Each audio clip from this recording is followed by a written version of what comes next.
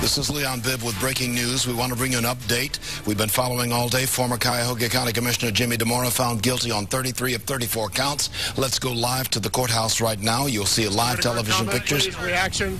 Mrs. Dimora. Reaction, please. His attorney, Whitaker.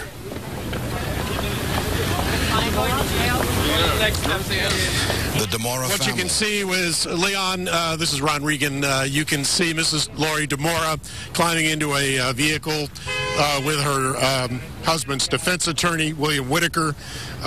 They had no comment. It appears as if a staff member from Mr. Whitaker's law firm is driving the vehicle. This is a Chevy GMC SUV, and they are now leaving with Mrs. Dimora in the back seat with Jimmy Dimora's defense attorney, William Whitaker. Once again, Ron, Dimora himself was not there. He is being held in custody. He has been, his bond has been revoked, and he will be taken to jail. As we talked earlier today, Leon, government attorneys did in fact present a motion that they wanted Mr. Dimora's bond revoked, and they wanted him placed in custody immediately. The same was true for Michael Gabor. The theory was that they are now a flight risk, and after a recess, the judge went back, considered the law, and then he came back out and granted that motion to immediately place them in custody. Leon, I want to bring News Channel 5's Paul Kiske in right now because he was inside the courtroom throughout the proceedings and has a really good insight into what the reaction was there. Well, Ron, as the verdicts were read, not a whole lot of reaction from Jimmy Dimora or Michael Gabor. They sat relatively stoically, but as each guilty count was read by Judge Sarah Leoy, Dimora did seem to slump his shoulders and his entire body back into his chair. All of the verdicts were read, but perhaps the most dramatic, emotional part in the courtroom, if you will, was during the debate between Judge Sarah Lee, prosecutor Antoinette Bacon, and defense attorney Bill Whitaker as to if Dimora and Gabor would be detained right now, handcuffed and taken right to jail, or if they could go home for a while, pending the forfeiture hearing on Tuesday, pending the sentencing, and waiting until the second trial begins. The judge went back in her chambers, reviewed some law, made some phone calls. At that point, the courtroom was very silent. Would Dimora and Gabor be able to go home with an electronic monitoring bracelet and check in that way, perhaps through a parole officer or court services? The judge came back in the courtroom. It became clear right away that Dimora and Gabor were not going home today.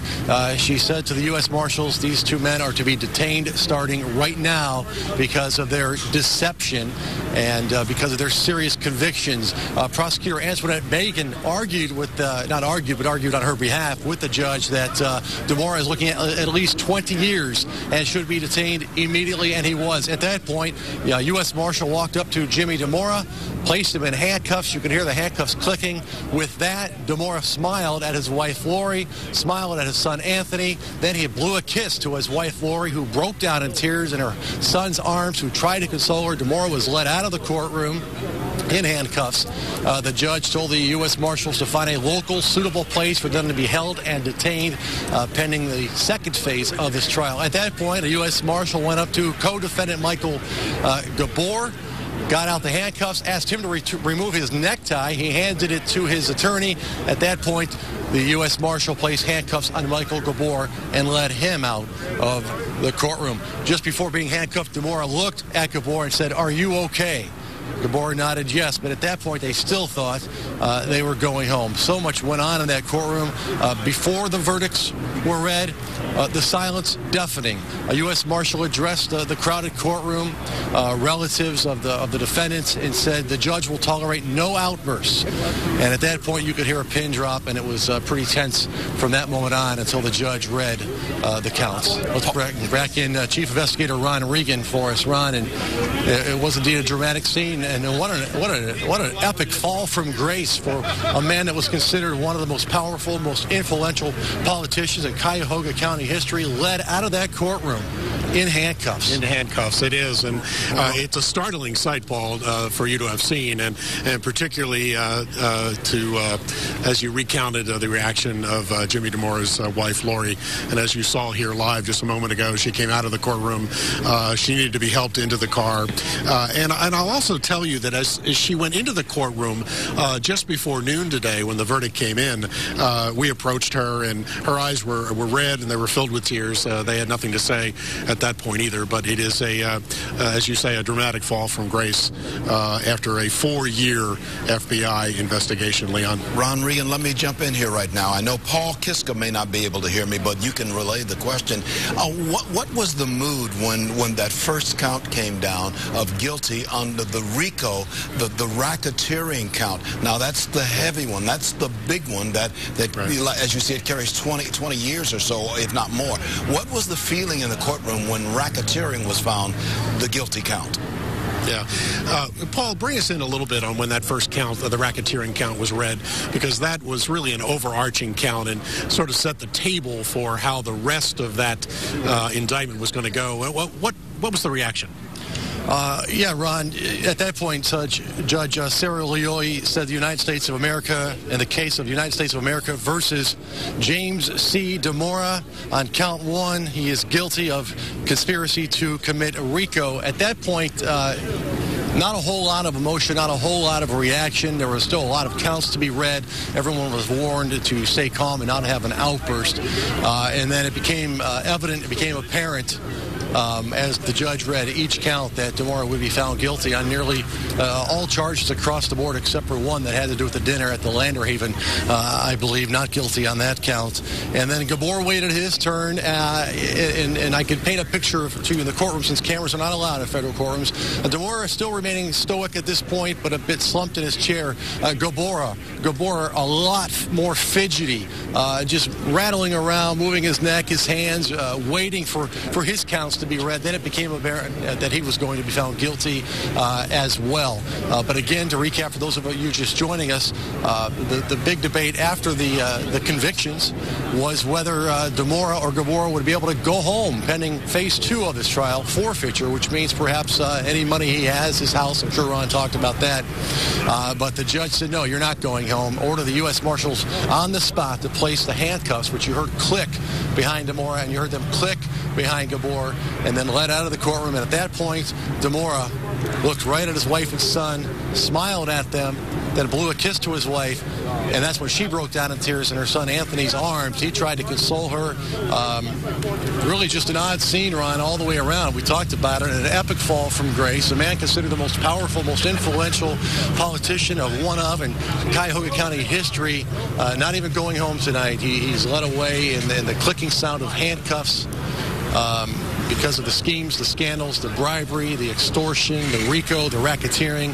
It's just an amazing story we've been covering now for 65 days. This trial started the week after the last week, I believe, of the NFL regular season. It's astounding to think about. 65 days, 7 days to deliver it. The jury, they can't talk, as you know, Ron, just yet. Everybody's still under a gag order. But you got the impression, just looking at the sternness of their face, they took this very seriously. That's just from that emotion, I got that. And they thoroughly went through this. They didn't rush to a judgment here. They took 7 full days. That doesn't count weekends. 7 full days of deliberation. Yeah, absolutely. Yeah. And, it was my feeling, too, Paul, that as I listened to closing arguments last week, that this was a jury which was going to take its time, which took its job very seriously. This was a very attentive jury. No one on that jury, even for a moment, took their eyes off of either lawyers. So I think it was more than fair to say that this jury took their jobs very, very seriously, as Paul said, Leon. Ron, did the jury, and I know Paul Kiska was in there and saw it face to face, did the jurors look at Dimora while all of this was transpiring? Where was the gaze of the jury? Sure. And where was the gaze of Jimmy Dimora and Michael Gabor? Yeah, let me bring this back. Go into a little detail, Paul, on were the jurors looking straight ahead? Did they glance over to the defendants? Good question. For the most part, the jury of 7 men and 5 women, the alternates sitting in the front row, they pretty much stared at the judge. Federal judge, U.S. Judge Sarah Leoy has a very commanding presence. First of all, she's really just on point from day one, and I think the jury takes their cues from her as well.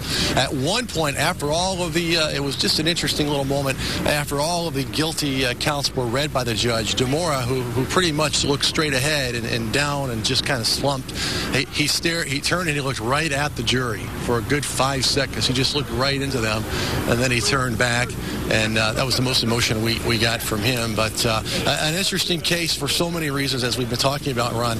But you take Jimmy Dimora in his political leadership over the years, for good or for bad, and then he sits in this courtroom and he watches his former friends, his former political allies come in one after another, lining up to throw him under the bus, if you will, to cooperate with the prosecution in their case to try and knock some time off of their sentences. People like Frank Russo and Ferris Kleem and J. Kevin Kelly, and just truly a remarkable case. For me, everybody talks about Frank Russo being the star witness, a former Cuyahoga County officer.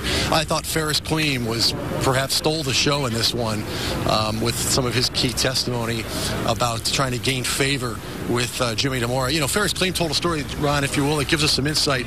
You heard about all the big things, but there's sometimes the little things that stand out. And according to Ferris Kleem's testimony earlier in this case, he said they were at a political function one night, and he invited Jimmy Dimora and Frank Russo to go to dinner with him at XO in downtown. He whispered it in their ear. He said, the 3 of us will go over there. I'm allergic to some food here at this political function. Let's go there and eat. He says he went to XO, and Dimora and Russo showed up with 14 friends. And the bill came to $4,000, and they didn't offer to pay. They just showed up with 14 people.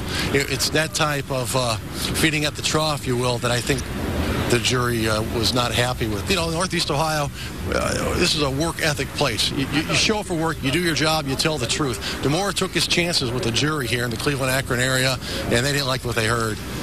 Yeah, and Paul, to your point, there were more than 50 other defendants over the last 2 years that pled guilty or were found guilty in connection with Cuyahoga County corruption, whether that involved Metro Health or the Maple Heights School District, and on and on and on. So it was a long list of defendants who already cut deals and pled guilty, and many of them came in to this courtroom and told this jury what they knew about Jimmy Dimora's behavior. Yeah. Once again, Jimmy Dimora found guilty on 33 of the 34 counts in the corruption case. And earlier we'd gotten this note from Ed Fitzgerald, the current the Cuyahoga County executive, and he said all of this was a big relief. He says it was deserved what happened to Jimmy Dimora. He says all of this was a shadow hanging over the county for a long time, and that it is time to move on. This county is trying to move on, but this stain will hang there probably for quite a while. It'll be a long time before anybody forgets what happened. You've been covering this case for all of those 65 days and all of the days that went before this. Give us your thoughts on how this wrapped up from your vantage point, Ron Regan. Well, the government's case was, as I said earlier, was like one of shock and awe. It was tremendously put together. There were countless 44,000 wiretaps. Just think about that for a moment. 44,000 individual wiretaps. Now, and scores of those were introduced here in evidence with Jimmy Dimora and Michael Gabor and others effectively convicting themselves in their own words. Paul had mentioned some conversations. There were many other conversations where Jimmy Dimora was caught on wiretaps, striking deals, cozying up to business interests, promising to deliver on contracts and county business. And so in many ways, there really was no way out for Jimmy Dimora. And in many ways, it was surprising that it even went this far, because he now is going to be totally broke. The government next week, I believe Monday or Tuesday, there is a forfeiture hearing scheduled on Tuesday, which means, if you recall those tax counts, the jury now has to come in and listen to evidence relating to that and what the government is entitled to under the law in terms of getting in into Jimmy Dimora's assets, and that's going to be sizable. They are going to be asking for a lot of money. Just think of the total value of home improvements, tens of thousands of dollars, not to mention the value of the bribes and the Las Vegas Strip. So Tuesday will be a day to watch here, Leon. Okay. One more thing, Ron, and if Paul Kiska is there with you, and if you can relay my question to Paul, sure. Keep him close by. By the way, you gentlemen have done just absolutely wonderful work for us. Absolutely wonderful. I'm proud of everything that we've done here. But let me ask you, Paul, when they put the handcuffs on Jimmy, when they put the shackles back on him right there in the courtroom, did it seem as if he was surprised to have his bond revoked and he was going back into custody on his way to jail? Did he seem surprised at that? Paul, describe a moment again when those cuffs actually went on Jimmy Dimora. Yeah, absolutely. I would say, Ron, there were someone else is coming out right now. This is Michael Gabor's attorney, Bill Crispin. Leif Crispin. Leif Crispin, I'm sorry. Leif Crispin and right. Bill Whitaker. That's Leif Crispin on the right in the blue shirt. And Leif, do you have any comment about today's verdict? Any comments on the trial? Well, we'll try now and then, as Ron knows, but there's a gag order on the case. Crispin has talked, unlike the other attorneys in the case, at least briefly with a comment or two, but as he's walking away, his client, Michael Gabor, was let out of the courtroom in handcuffs a short time ago. So here's what happened. I was going to say, Ron, that 3 verdicts today, in my opinion. You had the verdicts against Jimmy Dimora, the verdicts against Michael Gabor, but there was somewhat of a third verdict. It was the case within a case today. Would these defendants, although now convicts, be allowed to go home pending the forfeiture hearing on Tuesday and pending the sentencing phase and a second trial that awaits Jimmy Dimora? The defense argued they should be able to go home. They're not a flight risk. They're not a danger to the community. The attorney, Antoinette Bacon, got up there and said no way should they be allowed to go home. They've been deceiving the county taxpayers and U.S. court for a long time now. And then she said this, when Bill Whitaker, Dimora's attorney, said his wife is here, his son is here, he should be able to go home to his family, he's not a flight risk. And Antoinette Bacon, the prosecutor, said he has shown his family no respect. He has shown his wife no respect. And then she went back to a phone call that was played. She reminded the judge of why should you let him go home to his wife, who in a FBI wiretap, when Dimora was talking about a prostitute coming to his hotel room, he was asked on that phone call, what are you going to do if your wife finds out? And in that phone call, Dimora responded, what is she going to do? Leave me? She's a demo worker. She has no choice but to stay with me. And Bacon's point was he doesn't respect his family, unfortunately. Therefore, we can't count on him staying at home. He is a flight risk. The judge agreed on that and several other issues. So at that point, the U.S. Marshal were ordered to detain both men immediately. They got out the handcuffs. They handcuffed Dimora. They handcuffed Gabor. And as they were leading Dimora away, he smiled at his wife, Lori, his son, Anthony, blew them a kiss, and that's when his wife broke down in tears in her son's arms as Jimmy Dimora was let out of the courtroom in handcuffs. You know, there was one, Paul and Leon, there was one, many moments, but one stands out on the wiretaps. And this was a moment in Las Vegas, and you remember the famous, infamous trip where Jimmy Dimora and Ferris Kleem and others all go off to Las Vegas on a all-paid junket. There's a moment when the FBI actually captures $1,000 that Ferris Kleem is paying to a prostitute to go up to Jimmy Dimora's hotel room at the Mirage. And then just 3 hours later, it's now about 1:45 in the morning, and Jimmy Dimora calls Ferris Kleem and thanks him, saying that was beautiful, that was great. And then it gets worse. About 1:30 in the morning, they agree to meet for lunch in one of the restaurants in the Mirage. Now it's 1:30, 1:45 in the morning. All of this has just preceded this meeting, and now Ferris Kleem obviously believes it's time to move in for the kill and asks Jimmy Dimora to assign the right engineer inspector for one of his road projects, an inspector that he knows won't hold up the deal, and Jimmy Dimora agrees to go ahead and find that right inspector for his friend Ferris Kleem. That's just one of many examples. And so it has come down to this, gentlemen. We appreciate your thoughts on this. Jimmy Dimora and Michael Gabor both found guilty of an enormous number of counts in the corruption case here in Cuyahoga County. Jimmy Dimora found guilty of 33 of the 34 counts. He has been put in shackles. He's been taken away. Michael Gabor, the co-defendant with Jimmy Dimora there in the courtroom in Akron Federal Court, also found guilty of 7 of 8 counts. All of this concerning corruption and bribery here in Cuyahoga County over the last several years. Their bond was revoked. They were taken away in shackles, taken away in handcuffs, and they are on their way to jail. But officially, they will stand before the judge, Judge Leoy, again soon, perhaps in the next several weeks, and they will find out exactly what the penalty will be, the number of years in prison. But certainly, it will be a large number of years in prison for Jimmy Dimora. The racketeering charge brings in itself somewhere in the neighborhood of 20 years. We'll have more on Live on 5 and on the 6 o'clock broadcast, newsnet5.com. We continue live streaming. That'll do it from here.